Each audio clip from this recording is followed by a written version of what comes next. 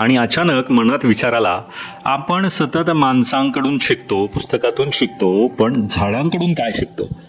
त्या शांत, स्थिर, अबोल झाडामध्येही एक आयुष्य दडलेलं असतं आणि ते आपल्यासारखंच असतं.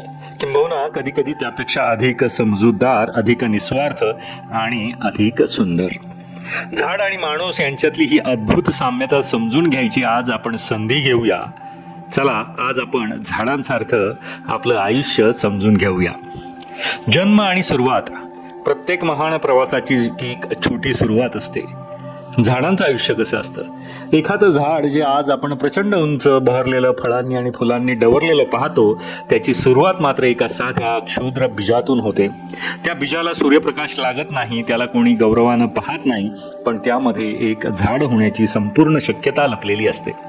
जेव्हा ते बीज मातीच्या कुशीत पेरलं जातं, ओलावा, उष्णता आणि योग्य काळजी मिळते, तेव्हा ते फुटतं, अंकुरतं आणि हळूहळू जमिनीच्या वर डोकं काढायला लागतं.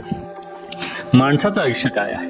माणसाचा जन्म सुद्धा एका पेशीपासून, गर्भातल्या एका सूक्ष्म टप्प्यातून सुरू होतो.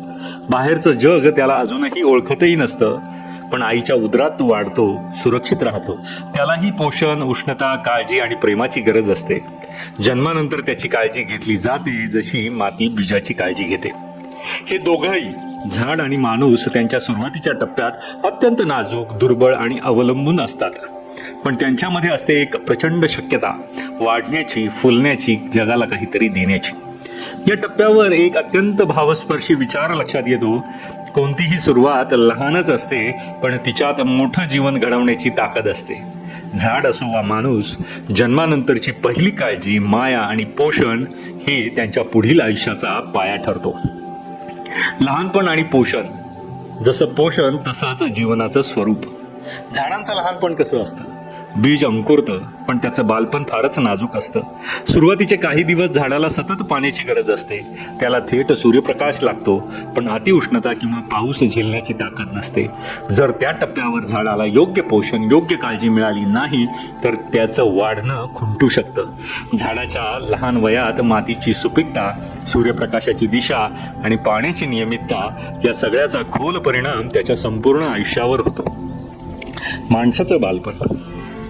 माणसाचं बालपण हे आयुष्याचा अत्यंत निर्णायक टप्पा असतो. आई वडिलांचं प्रेम, घरचं वातावरण, संस्कार, भाषा, शिक्षण, शरीराचं पोषण या सगळ्या गोष्टी लहान वयात जेवढ्या खोलवर झिरपतात, तेवढाच माणूस पुढे टाचून उभा राहतो.